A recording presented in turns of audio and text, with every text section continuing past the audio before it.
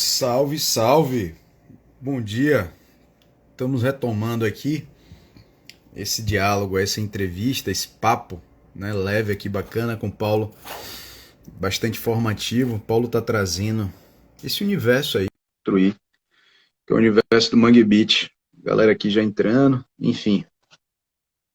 Paulo já vai aparecer aqui na tela. E aí, Paulo, beleza? E aí, cara? Oi, Priscila, tudo jóia? Tá aí, outra professora. Ó, Antes que perguntem, professor, a bandeira da Turquia ali atrás é porque eu sou alvirrubro, então é náutico também, né? Mas porque, cara, eu tenho grandes amigos, produtores musicais turcos. Eu fui o primeiro brasileiro aí para o Womex, na segunda edição da Womex, em 95. Foi em Bruxelas, na Bélgica. E o Ahmet, meu amigo que fundou o clube Babylon em Istambul, que fazia ou ainda faz o Rock and Coke, que é um festival de rock, né? O irmão dele, Mehmet, passou um carnaval aqui, faleceu uns 3 anos depois de câncer. Enfim, eu tenho uma ligação. O Alpai, meu amigo Alpai, que era motorista de uma das vans da primeira turnê de Chico Science Nação Zumbi, não da banda, mas em Berlim, no show de Berlim. Ele tem minha idade, cara, e a gente se tornou amigo desde então, né? E o Christian. E ambos viraram agentes artísticos internacionais. Então eu também vivi isso, né? Eu tinha 28 anos e os caras eram meio motorista, meio assistentes da produção, né? E aí, cara, o esquema era cedo, era tipo show, acho que 8 da noite, que não era noite, era dia. E o show eram 2 sessões de 50 minutos, com intervalo de 10 a 15, no máximo 20 minutos, então acabava, sei lá, 11 da noite, mas tinha ficado escuro 10h30, no verãozão de Berlim, né? E aí era cedo. E a gente tocou 5 dias consecutivos em Berlim. E, cara, todo mundo jovem, a produção liberou e eles levavam a gente para as festas. Era uma cena incrível de raga, de dance hall, né, que tinha chegado até no Brasil, que a gente dividiu o palco no M2000 Summer Concerts com Shabba Ranks, com Chaka Demus and Pliers, os jamaicanos. Essa cena chegou forte no Brasil, né? Tocou na rádio pop, inclusive ali nos anos 90, né? As festas tocaram as músicas e a gente viu o lado underground dela, da galera que estava na cena ali em Berlim, mas que não tinha a popularidade dos que a gente já conhecia desde o Brasil, né? E a gente está falando de uma época sem internet. eu vi a bandeira, assim que você ligou a câmera, foi o que primeiro soltou os meus olhos, né? Como amante da geografia, amante de cheirar, experimentar o mundo inteiro, né? Conhecer um pouco a cultura do mundo inteiro. Eu vi a bandeira da Turquia, tem uma relação consanguínea, né? Vieram muitos imigrantes para Salvador também, libaneses, sírios, tem um lado meu também. E aí me soltou, eu fiquei já curioso ali, doido para Pois perguntar. é. E Meu, você chegando, depois eu queria que você falasse que ano foi isso que você viveu lá na Alemanha? Que ano foi isso? Isso foi em 95, foi a turnê From Mud to Chaos, né? Que a gente queria que a galera entendesse o conceito, né? Então tinha que ser em inglês. E aí eu tô contando algumas dessas histórias. Tem a hashtag From Mud to Chaos World Tour e Afro Cyberdilia, né? Também só muda o Y mas em inglês também para a galera entender, né? Porque tem psychedelia, né? Psicodelia. E Sim. aí, Afro, né? Então, Afro Cyberdilia, a gente queria que a galera também entendesse o conceito, né? Lá fora, tô falando, né? E, bom, cara, eu não sei onde eu parei lá Eu atrás. Eu sei, tava... eu sei. Diz O aí. historiador vai na sequência. A gente estava falando da sua experiência em São Francisco, dessa sua essência do Pajeú, da Zona da Mata, e você aportar em Recife, no final da década de 80. Como você ficou sabendo do que estava acontecendo na cidade? A gente estava falando sobre a loja de discos, e aí eu queria saber como é que você ficou sabendo dessa cena, como foi esse encontro aí, como é que você se bateu com o Chico, com os meninos lá do Rio Doce, como é que você se bateu com a turma de Candeias, como é que isso chegou para você? Você se assustou? Pô, saí, passei 3 anos, eu volto, tem uma galera aqui no movimento, como foi que se deu isso aí? Essa loja de discos, o quão ela foi importante e como você ficou sabendo, como você conheceu os meninos lá de Rio Doce, Chico, enfim, é isso. Ó, o Assis está me dizendo aí que minha mãe recebia os jornais em casa, né? E aí eu via tudo o que ia acontecer. E o maior conselho que eu tenho para dar para a galera que quer trabalhar com cultura ou quer, né, ter uma atividade cultural ou que seja artista, que transite na própria cena, né? Então eu sempre digo para a galera da música, cara, o teatro precisa da música, o cinema precisa da música, e hoje, que não tinha nos anos 90 e que Chico Science certamente estaria colaborando e muito com o que a gente tem muito forte aqui, cara, no Porto Digital e depois no Porto Mídia, que é o lado da economia criativa, com game e animação, que nós somos fortes hoje aqui, né? Tanto que o Mundo Bita é dessa leva de empreendedores, né? Do Porto Digital. Que, quem tem filho, eu tenho Joaquim de 4, sabe, o Mundo Bita está aqui na minha sala ali. Eu comprei o Mundo Bita de Barro em Tracunhaém. Você que gosta desses crossovers. E isso para mim marcou. Que eu falei, nossa, o Mundo Bita marcou também, professor, para mim comprar em Tracunhaém, que eu vou desde menino comprar barro, cerâmica, que quando eu cheguei lá para comprar um simples elefantinho para botar moeda de troco e fazer uma pequena poupança, cara, todos os...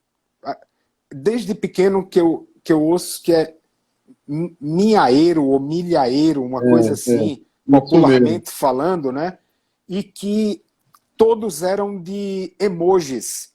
Do mesmo jeito que hoje você vê nos aeroportos, para quem compra aqueles travesseiros para não ficar com o pescoço doendo, eu já vi senhoras carregando um dos emojis. Por isso que eu sei que tem travesseiro de emoji.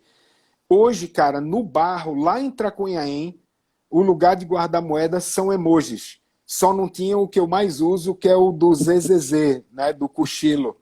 Eu adoro. Que vale para tudo, né? Vale para filosofia de vida e vale também quando você tem preguiça de alguma coisa, de alguém que está falando.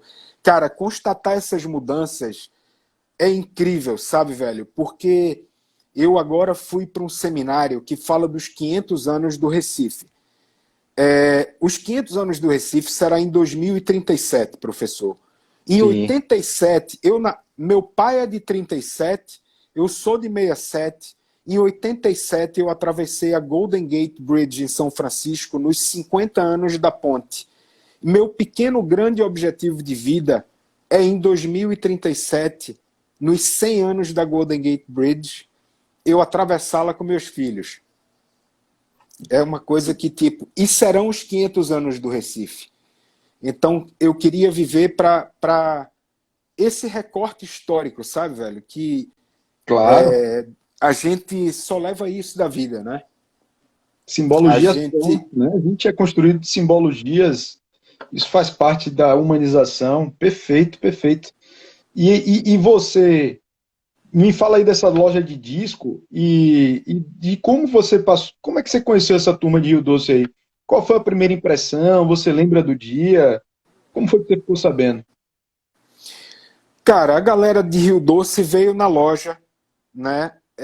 Eu não tava, trocou uma ideia com meu ex-sócio, mas eu transitava e encontrava os caras, ia no show dos caras. Aí eu não sei se na gravação pegou a história do encontro do show do Ira, né? Que eles convidam. Então, eu vendi ingresso e fiz uma tarde de autógrafo na Rock Express com o Ira. Era um show promovido. A loja ficava nas Graças, cara. Um bairro central aqui que era muito perto de onde minha mãe morava. Próximo do apartamento de Dolores aí, de Helder?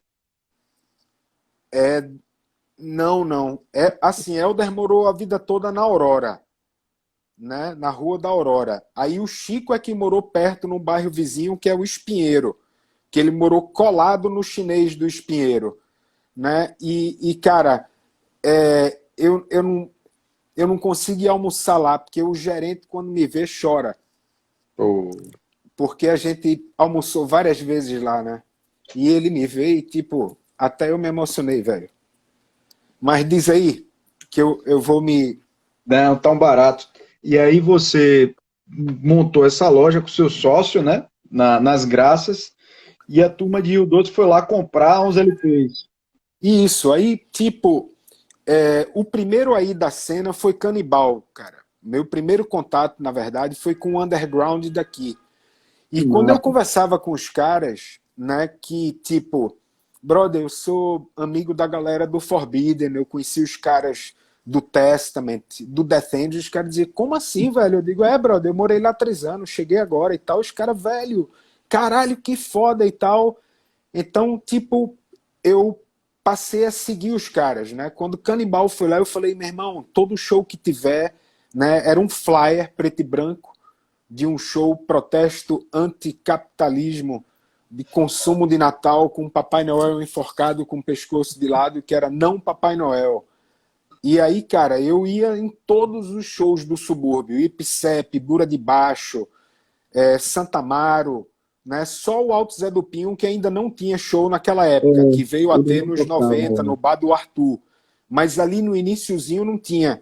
E eu levei a revista Trip, né, que era a principal revista brasileira assim de comportamento e tal, veio fazer uma matéria no Recife pré-Mangue também, em 91, né? E foi o ano que os caras do Feito no Mó fizeram um show aqui no Geraldão, e eu conheci os caras e já tinha fotografado os caras em São Francisco, mas no dia que eu fotografei o Fate No More, na verdade eu peguei uma autorização para fotografar a Mordred, que é essa outra banda lá de São Francisco, que junto com a Primus formavam essa cena aí, e os Red Hot de Los Angeles, do funk rock pesado, né? Os caras da Mordred tinham acabado de assinar contrato com a gravadora alemã. Enfim, foi minha última entrevista e meu último show lá.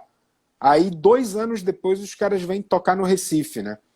E aí uma amiga minha estava meio ciceroneando eles e me convidou, sabia que eu tinha vivido e que eu tinha cruzado os caras lá. Aí os caras passaram mais uns 2 dias aqui, a gente foi para Maracaípe fazer churrasco na casa dela. Enfim, e aí, cara, era isso, eu transitava, né? Eu sou amigo desde então dos artistas visuais, como eu estava falando, eu não sei se pegou quando eu falei da Juliana Notari, né? Não. Que é o grande exemplo que eu tenho para dar, cara, agora, que é a Juliana, ela era uma jovem mangueguel quando eu comprei os primeiros desenhos dela, assim, de 94. E agora o mundo tomou conhecimento da Juliana Notari. Todos os sites de arte e grandes jornais do mundo que eu sigo falaram da vagina, da mega vulva de Juliana Notari, aqui numa usina que se transformou num espaço de arte, né? E a Juliana viveu tudo isso e é uma artista incrível. Não tem um estilo, não dá para dizer que ela é da pintura, da performance, da escultura, porque ela é um pouco de tudo. Então eu era tão apaixonado pelo trabalho dela que em 99 eu chamei ela para fazer a arte do Abril. E foi um Abril histórico, cara, porque foi o primeiro show do Sepultura no Norte e Nordeste, depois da fama mundial, né?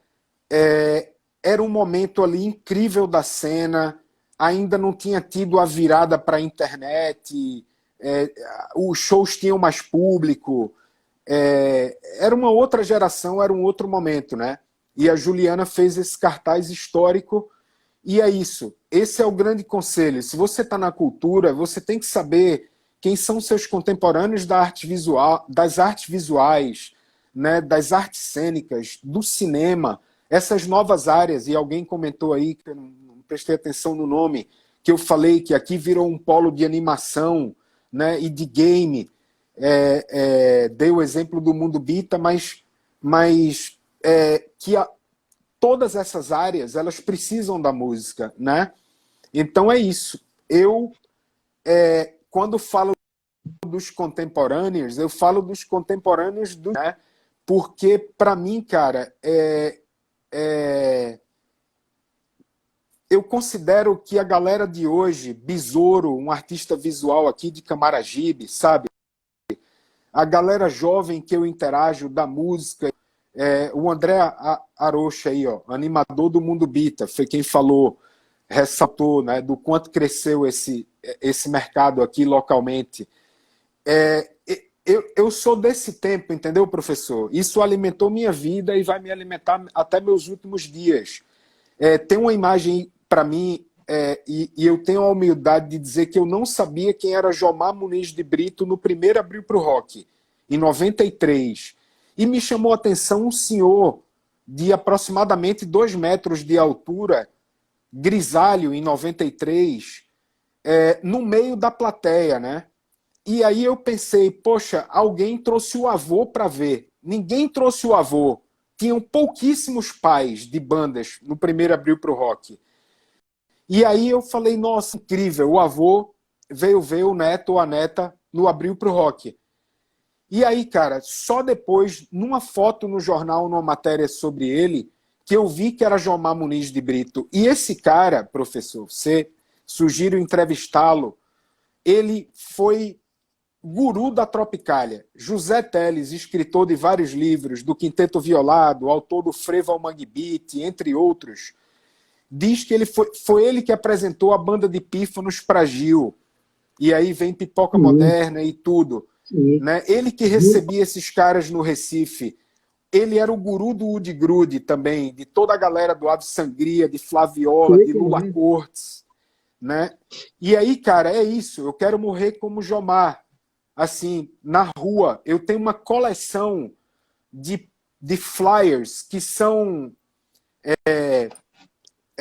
cara, meu Deus, bombas literárias, alguma coisa assim, que Jomar, onde vai no espetáculo, claro, com a pandemia tudo mudou, ele distribui os poemas dele, poemas literários, e ele fala do hoje, da cidade hoje. Né? Então, cara, para mim ser contemporâneo, poder testemunhar e ficar velhinho falando dessa história dele no primeiro Abril, e de construção de poemas, tudo isso tem uma palavra que Roger, né, o Roger da Soparia, da música, homenageado pelo Chico, Cadê Roger, tal, hoje do Som na Rural e hoje comunicador, ele fala, velho, tu usa uma palavra, toda vez eu quero usar e não me lembro, que eu acho foda, que é legitimidade, né? A gente não vira produtor cultural, forma num produtor cultural. A vida vai... Você não vira um educador do dia para a noite, você se transforma num... A faculdade, a tua vivência se transformou. Eu abandonei o ensino, cara, porque eu não nasci para isso. Eu não nasci para estudar. Né? Nunca me interessou a ficção, eu só gostava de ler histórias da vida real. Por outro lado, uma geração... Meu Google foram as enciclopédias. Eu passei tardes inteiras debruçados em enciclopédias sobre países, lugares e tal, sabe, cara? Então, uma carreira bem-sucedida artisticamente ou academicamente ou mesmo de vida tem muito a ver com o grau de sede que você tem da história do teu povo, dos outros. A palavra, então, que eu falei, legitimidade, e vem muito... A gente tá dando uma cortadinha de novo aí. Né? Dessa vivência, assim, que acho que agora realmente, ajeitou. quando você fala aí, tipo, não tinha ideia dessa minha origem do Pajeú, coisas... A internet ficou um pouquinho ruim. Sempre, cara. Cada retorno da gente aqui, tem mais gente aí assistindo. Ficou um pouquinho ruim a internet. Eu acho que alguém deve ter te ligado, né? Alguém te ligou? Não, cara. E agora? Eu tô só mudando o celular de posição, que eu tô aqui usando uma almofada com o meu computador no apoio aqui.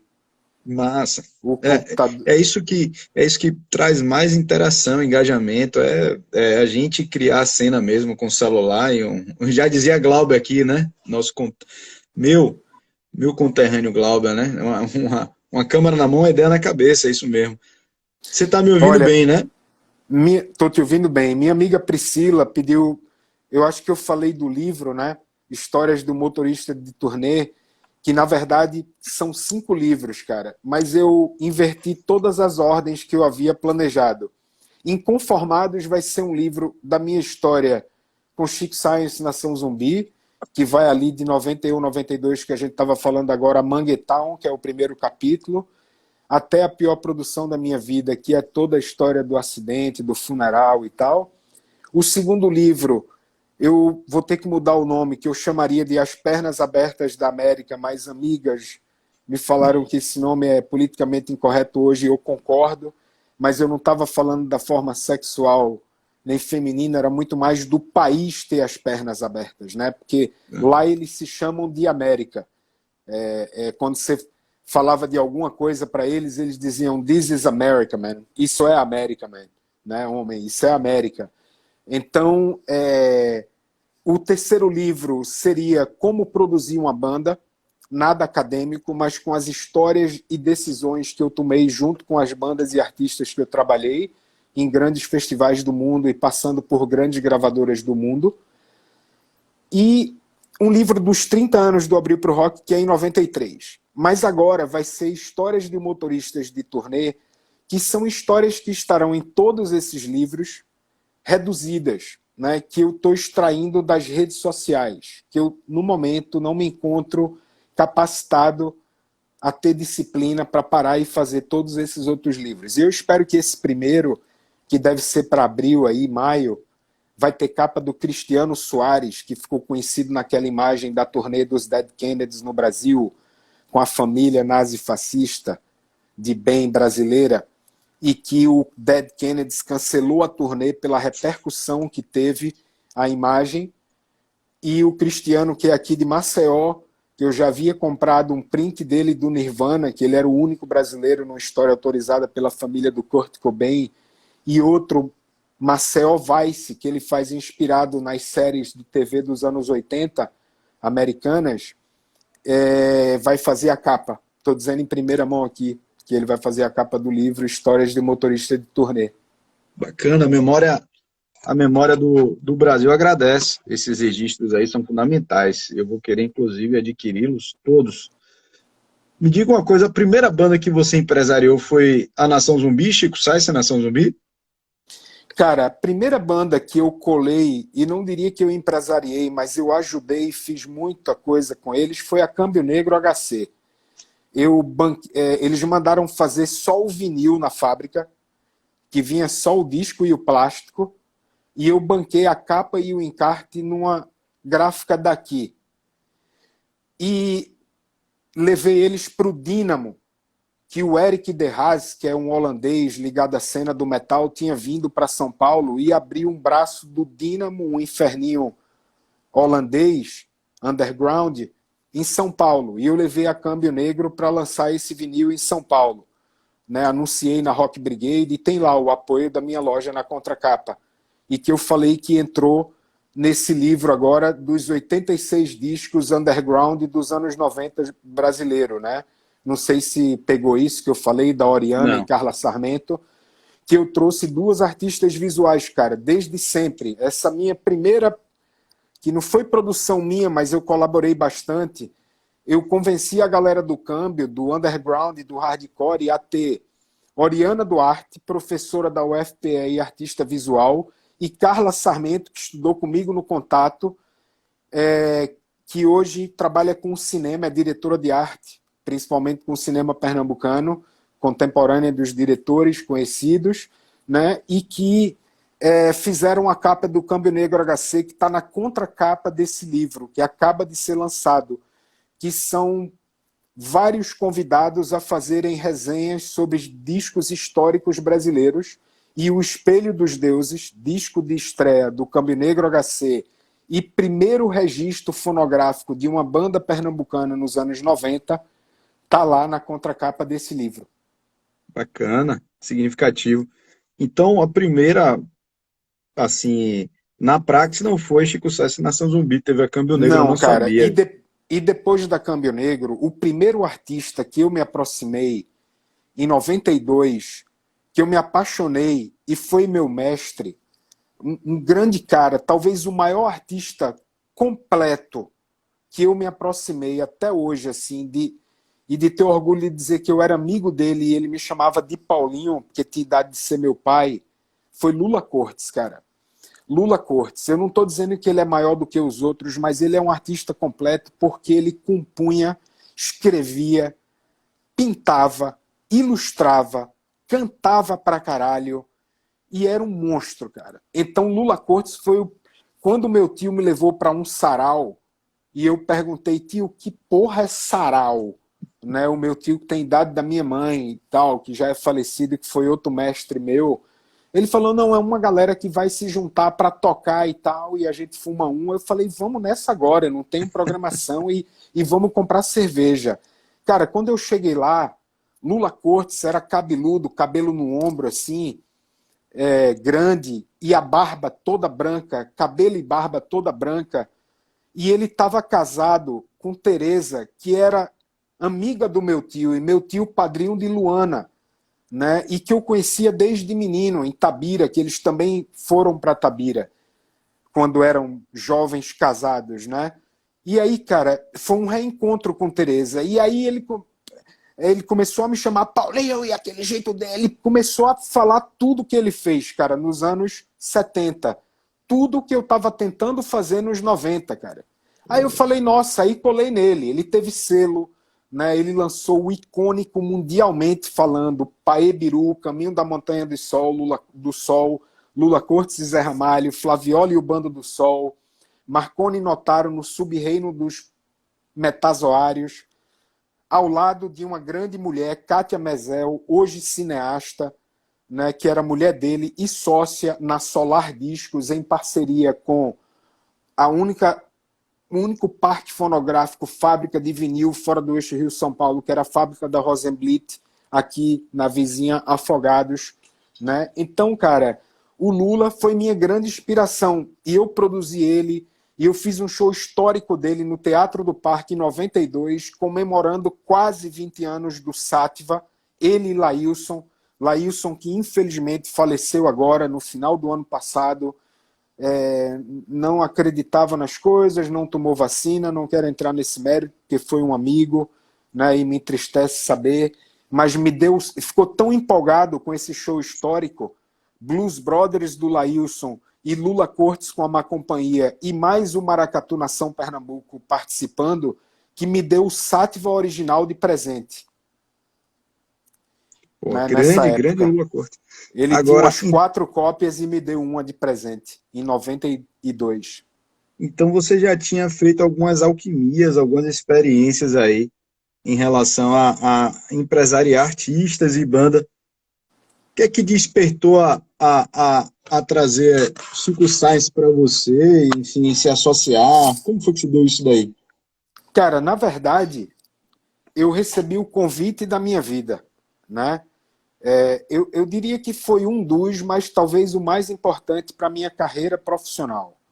Porque o convite que me aceitaram para morar lá na Califórnia mudou minha vida muito também, que era uma família amiga da minha família, que me ajudou aí. Mas eu diria que esse convite do Chico foi quando eu consegui um show para ele aqui, e eu tive que ir num carro de um órgão público, da Impetu, empresa de turismo daqui, buscar a galera em Peixinhos, depois a galera em Jardim Atlântico, depois a galera em Rio Doce, para ir para Pau Amarelo, para Maria Farinha, aliás, para um show. E aí, no caminho, fui eu e ele na frente, assim, era uma caminhonete cabine dupla grande, com um banco inteiro, assim, e foram 4 na frente, eu fui na janela e ele do lado, e ele foi falando, meu irmão, tá foda, a galera ainda muito imatura, e os caras brincando atrás, e rindo, e levando tudo na brincadeira, e ele falou, meu irmão, tô precisando de ajuda, E ele já sabia que eu era uma das poucas pessoas na cidade que trabalhava com isso, né? Com produção de bandas independentes e tal, né? Tinha tido a loja, tinha morado nos Estados Unidos, e eu falei, velho, eu tô totalmente disponível, eu encaro agora, né? E eu só quero continuar fazendo o Abril pro Rock. E aí, cara, eu sempre digo, professor, que o Chico, a pessoa do Chico, foi um dos caras mais cismados que eu já conheci na minha vida. Pé atrás com tudo e com todos, né? E eu acho que ele sabia tanto o que ele queria e para onde ele estava indo, e acreditou na parceria comigo, que eu não perguntei quanto eu ia ganhar, nem quanto ia ser meu percentual. Eu botei o trabalho na frente do dinheiro, e eu entrei de cabeça. Eu era jovem, não tinha conta para pagar, morava com meus pais. E se uma semana ou 10 dias depois eu tivesse dito, sim, Chico, mas e meu percentual vai ser quando? Quanto? Eu não tinha nada para oferecer para ele, cara. Eu não tinha experiência de lidar com grande gravadora. Eu tinha as experiências que eu já falei aqui. Ele que me deu a chance. E eu agarrei, né? Então, cara, eu tenho certeza, e eu digo para os mais jovens sempre, coloquem o trabalho na frente do dinheiro. E eu nunca trabalhei tanto na minha vida como naqueles primeiros anos ali com o Chico, porque não tinha celular, não tinha e-mail, não tinha internet, era tudo na base do telefone fixo, né, de recado. Eu não tinha estrutura, eu não tinha escritório próprio, eu não tinha secretária, não havia dinheiro para ter.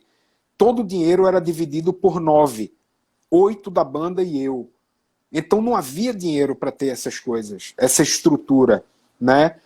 Então, cara, foi isso. E aí, quando o Da Lama ao Caos saiu, foi um total desastre de vendas, né?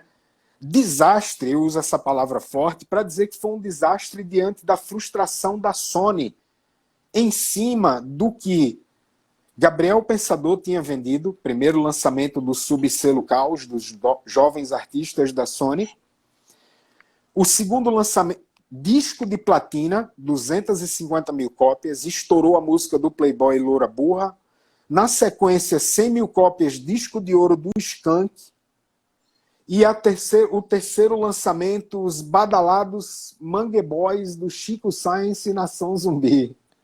Mesmo com Faustão, Jô Soares, Programa Livre, tocando e dando entrevista, não vende discos.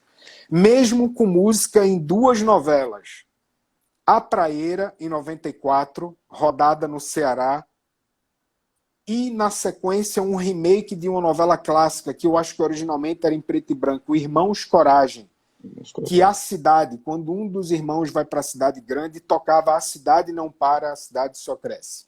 Não vendeu discos, né? Mas a gente não parou de circular e de se jogar para a estrada, e ao mesmo tempo mandando, 3 meses depois de lançado, 4 meses, no máximo 5 meses, entre 4 e 5 meses, que o disco é de abril, mês 4, no mês 8, esse disco começou a viajar para o mundo inteiro, através de cartas, com 20 folhas de papel ofício xerocadas, release em inglês, matérias já citando a banda na Billboard americana, uma matéria de um jornal alemão que eu xerocava, e mais capa de cadernos culturais brasileiros, dobrava no meio para proteger o CD e envelopava e mandava para os endereços de um guia que eu recebi de um jornalista de Nova York.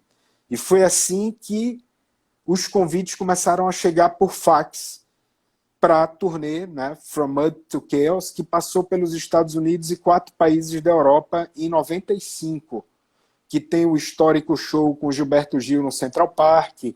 Depois a gente reencontra Gil sem saber que ia reencontrar na programação de 2 festivais em 2 cidades alemãs, Mainz e Tübingen. Não tinha como saber, cara, não tinha internet, não tinha como a gente saber a programação dos festivais que a gente ia tocar num futuro próximo. Era um outro mundo, era uma outra lógica de se movimentar fora daqui. É.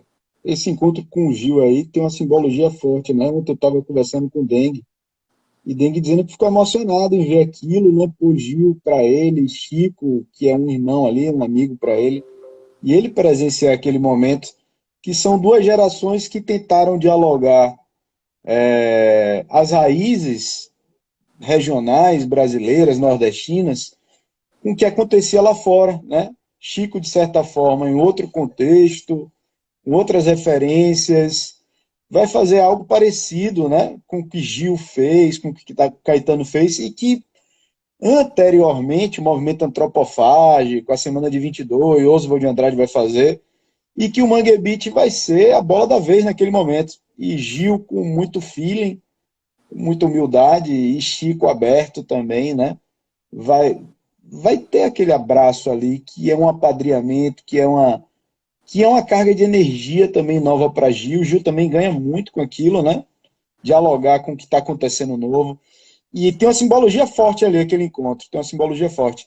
Agora, em relação à cronologia, você lembra do ano desse encontro seu no carro com o Chico, que ele chamou você para empresariar ele? Foi em 93, foi 2 meses depois do primeiro Abril pro Rock, junho, julho. Ele já tinha assinado o contrato com a Sony e já estava É. tendo um monte de demanda. E aí, cara, a galera não tinha instrumento, ia receber um adiantamento da Sony para comprar instrumento, para ensaiar com instrumento novo, timbre novo, entendeu? Ó, aí o Joel, um grande abraço para Joel, mora em Hamburgo, na Alemanha, foi hold de Chico Science na São Zumbi. Grande Joel, Chico gostava dele, cara responsa, fez o caminho dele hoje aí, e é uma referência em Hamburgo e na Alemanha, um mestre da capoeira brasileira. Um abraço, cara. Que legal, que bacana. Pô, bom ouvir aí, Joel. Seria um bom relato também, né? Essas impressões pessoais sempre são ricas, cada um no seu papel, cada um com o seu filtro ali captando o que está acontecendo. As suas impressões são diferentes da de Renato. Eu conversei com o Renato L, com Dolores, com Dengue, com muita gente já. E é impressionante como cada cabeça é um mundo, tem um filtro, tem um papel ali riquíssimo, isso que você tem trazido aqui para a memória brasileira, muito significativo. E aí, a recepção lá fora de vocês, quando vocês foram tocar lá fora, eles esperavam outra coisa, né? Quando eles viam banda de percussão, o imaginário dele estava povoado pelo axé, que já tinha passado por lá, e vocês tocavam outra coisa, né? A gente chegou junto com o axé, né? O Olodum já tinha passado naquela história com Paul Simon, né? Que aí depois eu acho que Paul Simon acabou levando o Olodum, se eu não me engano, para o Central Park Summer Stage, antes da gente, The Rhythm of the Saints, né? Que é o disco, e a gente... cara, Paul Simon entrou no camarim da Nação Zumbi, na TV BBC, ficou todo mundo olhando para ele assim por segundos, ninguém reagiu. No quinto segundo, ele falou: "Hello, guys, do you know who I am? I'm your fan." Tipo, ninguém vai falar comigo, ninguém vai reagir. Tipo, vocês sabem quem eu sou? Eu sou fã de vocês, cara. E eu falei: "No, man, yeah, welcome, very welcome, please come in", tal. E ele, sabe, mas só um parêntese. Cara, é isso. O axé tinha chegado no Recife fortemente na juventude, né? E já estava lá fora quando a gente chegou. A gente dividiu o show na primeira turnê com o Olodum, num lugar que tocava metal, inclusive, que era o Live Music Hall, em Colônia, na Alemanha. A gente dividiu uma noite com o Olodum. A gente dividiu programação de festival com a Timbalada, né? Mas numa programação de festival de verão com noite brasileira, entendeu? Mas, paralelamente a isso, a gente tocou no JVC Jazz Festival em Nova York com The Ohio Players, que Chico pirou, porque o funk americano clássico era a influência dele, né? E com os... que era a onda do acid jazz, né? E a gente tocou com uma banda que eu lembro daqui a pouco o nome, que era de Nova York, que estava naquele momento. E a gente foi convidado de última hora devido à repercussão do show no Central Park Summer Stage, né? E na turnê seguinte eu fiz um post sobre isso. A gente divide palco com Coolio, com Nick Cave, com The Pogues, com Skunk Anansi. Essa história com o Nick Cave é interessante, né? Isso. E aí, cara, é o seguinte, eu defini num texto, cara, fazendo uma metáfora assim, eu tinha visto um programa de um cara daqui brasileiro que já escalou pra caralho e não sei o que, e o cara é fodão e tal. E eu logo depois fui escrever esse texto, cara. Eu diria, velho, que nós éramos uns alpinistas amadores, não amador no sentido de não ser profissional. A turnê aconteceu, tudo rolou. Amadores no sentido da inexperiência com o mercado internacional. E mal agasalhados, a gente não tinha grana para comprar os agasalhos certos, mas conseguiu chegar no cume da montanha. E o cume da montanha foi isso. Foi eu parar a van do lado de um ônibus de turnê num festival na Bélgica, na cidade de Dour, D-O-U-R, que tem até hoje, sim, né? O nome do festival é o nome da cidade, Dour Festival, talvez, em francês, e era um mega festival de música pop, e a gente tava num palco mais rap, que o headliner era Coolio. E no mega palco tinha Ministry, The Young Gods, e no outro palco, Drugstore, que era a banda de uma brasileira que vivia em Londres, e o Beck, na turnê do Odelay. E Afro Ciberdelia tem muito de Odelay. E eu vi Odelay com Chico e Jorge do Peixe do meu lado, a turnê, naquele festival. E aí, cara, abre a porta do busão, começa a descer uns 6 caras, todo mundo de preto, uns caras grandes assim. E, cara, acho que Piratas do Caribe veio depois. Mas o Al Jorgensen, do Ministry, parecia que ele estava fantasiado. Ele era assim, né? Naquela época, o auge do Ministry, ele andava assim. Ele parecia que era do Piratas do Caribe. Aí, cara, quando ele desceu pelo chapéu e umas coisas penduradas, eu vi que era ele. Aí eu catei um da Lama ao Caos e corri para entregar, cara. Cara, quando eu tentei me aproximar, vinha uns 4, 5. Eu só escutei uma frase em inglês que eu não entendi, que terminava com motherfucker, né? Ei, motherfucker! Aí eu, tipo, parei o passo assim e falei pra mim mesmo, vai te fuder, filho de rapariga, eu só queria entregar, vai tomar no cu, porra, te fode, né? Levei aquele ré. Cara, por ironia do destino, nesses festivais, todas as bandas comem juntas.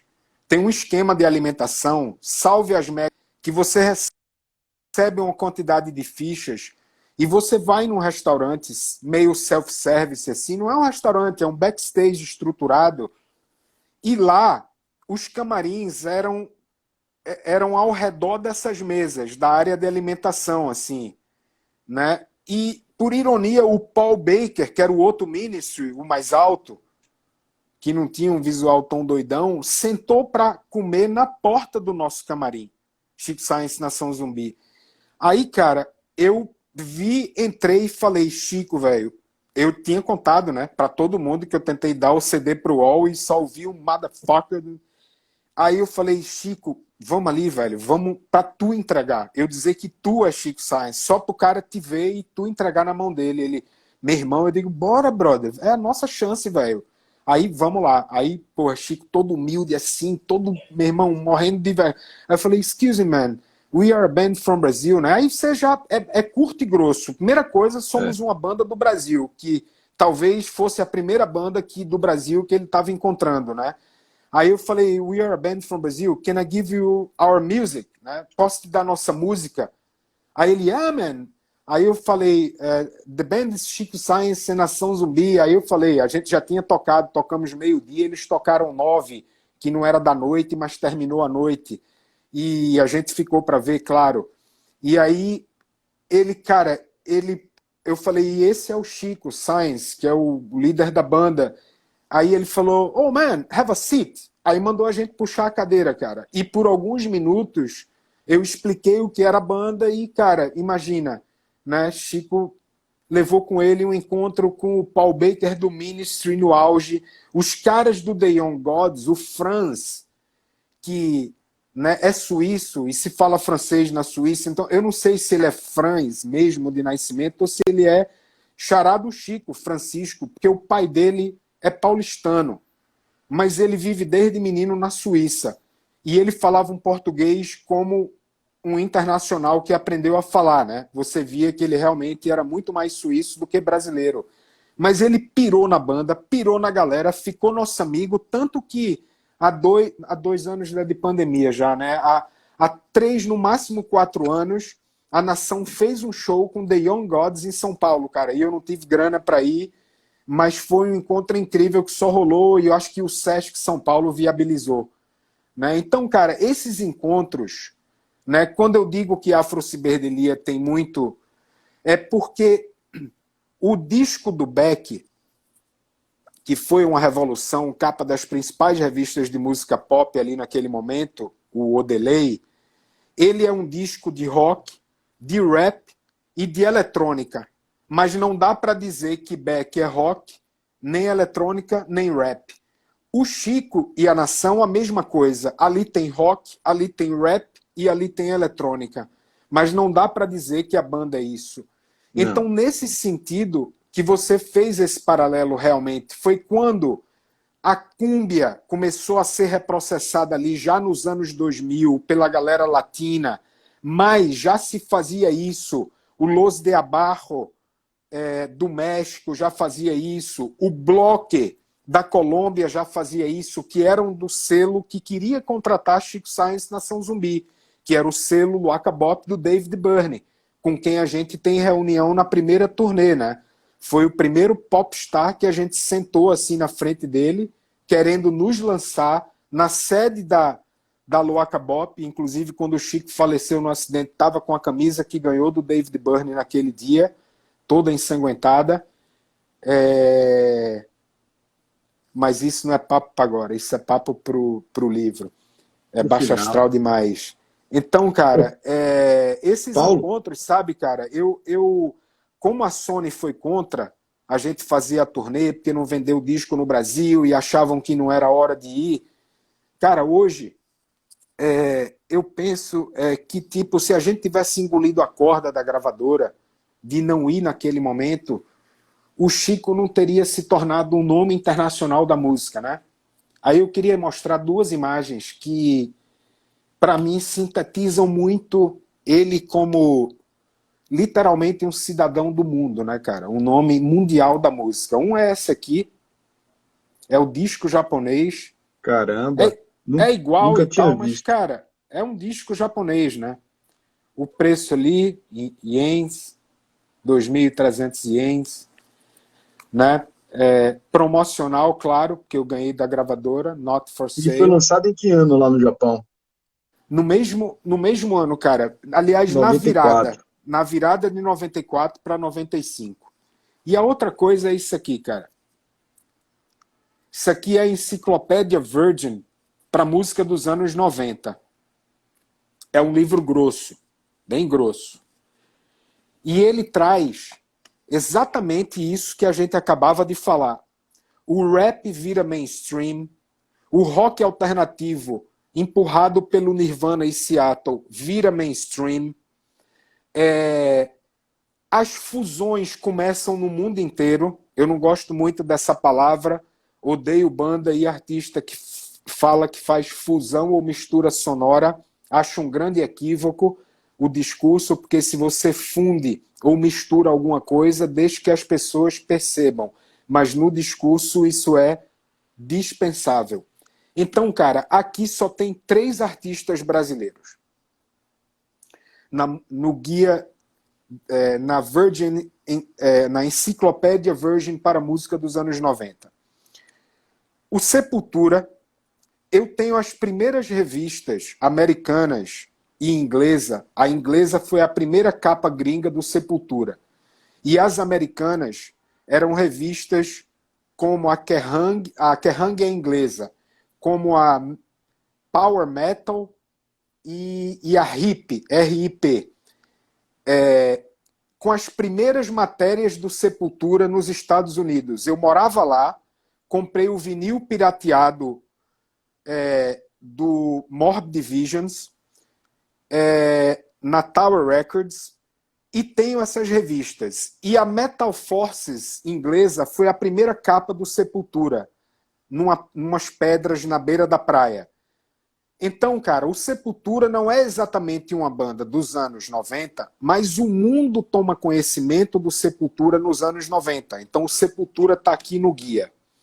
O Tom Zé, muito antes da Trama lançá-lo no final dos anos 90, 98, 99, no Brasil, a Luaka Bop do David Byrne já tinha lançado no início dos anos 90, que não teve o mínimo trabalho no Brasil por parte da Warner, que distribuía mundialmente a Luaka Bop, de trabalhar Tom Zé no Brasil. Os discos foram colocados nas prateleiras e não rendeu, e não teve ali uma volta do Tom Zé, né, com a Luaka Bop, que não tinha base no Brasil. Mas o mundo toma conhecimento de Tom Zé nos 90, quando David Byrne lança. E verdadeiramente, dos anos 90, está aqui no S, né? Tá no S de Science. Porque Nação Zumbi é quase impronunciável para eles, né? Eles falam Nacal. Nacal Zumbi, demais, porque não tem nem C cedilha, nem tio, né? Então, cara, para eles e também o selo americano, até nas fotos de divulgação, que era uma divisão latina da Sony, SDI, era só Chico Science, não tinha Nacal Zumbi, como eles pronunciam. Então, tá no S, né, de Science. Fantástico. Chico, porque eles usam o último nome. E é isso, cara.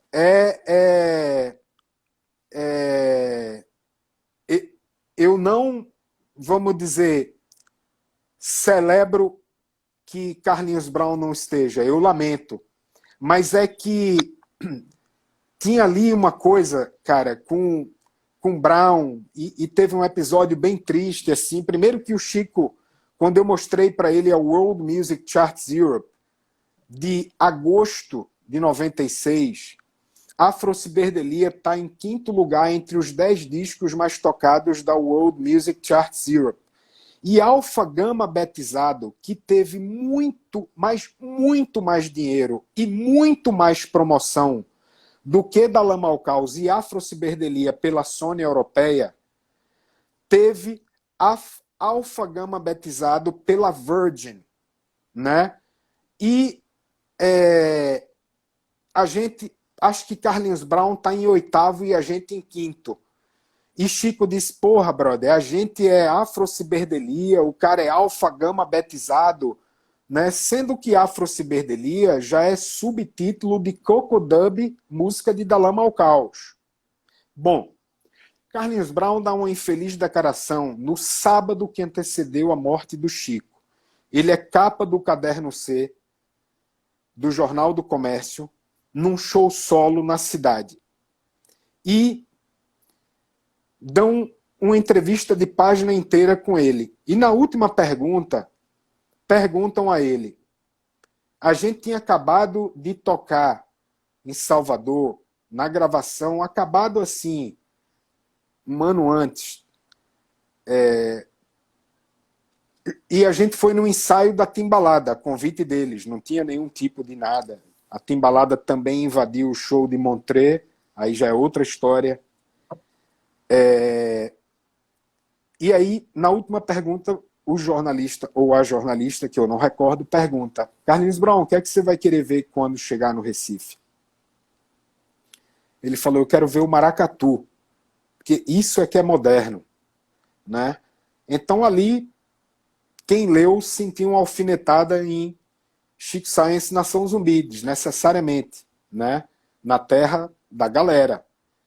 Nesse sábado, foi a festa da Sala da Justiça, que é uma prévia bem conhecida e uma mega prévia hoje, mas que na época era mais frequentada pela galera da cultura, né, da galera ali da economia criativa e tal.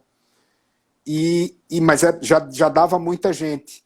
E aí o Chico tinha voltado de férias da Europa e e a gente tinha morado o último ano, 96, o último ano antes do falecimento dele, no Rio de Janeiro. Então foi um reencontro do Chico com várias pessoas, né? E aí o Chico falece no dia seguinte e os jornais vão ouvir várias pessoas sobre a morte de Chico. Aí Carlinhos Brown se contradiz 2 dias depois, ou 3 dias depois, dizendo que Chico era a coisa mais moderna da música brasileira, ou alguma coisa assim. E o Roger Man, que depois formou o Bom Sucesso Samba Clube, que era da banda Ed, dividia apartamento com o Jorge do Peixe. E certamente eu não fui na festa, porque eu estava numa praia, em Tamandaré. E certamente na festa a galera estava junto ali. Chico, Jorge, né? O próprio Roger Man. Tá. E aí o assunto veio à tona, né? E aí Roger Man comenta do jornal que Chico estava... Ele não sei se ele fala chateado, mas tipo, tinha comentado sobre a declaração de Carlinhos Brown naquele dia da festa, o sábado, né? Enfim, cara, mas aí é isso, é a história como foi, tá tudo lá, gravado enfim, somos contemporâneos. Me deliciando aqui com os registros que ficarão aí. Ah, não sei até quando, né, vai existir essa rede, essa internet. O mundo tem a capacidade do ser humano de se reinventar sempre, mas isso ficará por um bom tempo. A gente pode dividir esse bate-papo em 3 atos. A gente fez o primeiro Pode, ato. cara, eu preciso ir no banheiro, eu preciso pegar algo para beber, que minha boca já Então secou, pronto, porque eu eu vou falo pegar uma muito. canequinha, vou pegar um café e a gente se encontra de novo, que tá Massa. muito, muito interessante, muito produtivo. E vamos Pronto, até mudar de daqui a pouco. assunto, velho, porque às vezes eu começo a falar do Chico, velho, e esses filminhos passam na minha cabeça, brother, eu não sou tão emotivo não, sabe? Mas é foda porque o cara era jovem, partiu no auge, e aí realmente eu vou me emocionando, velho. Vou me emocionando de saudade do cara, de saudade da amizade, aí vamos dar um tempo pra eu sair dessa vibe aí. Falou, velho. Massa. Valeu, irmão. Até daqui a pouco, Paulo.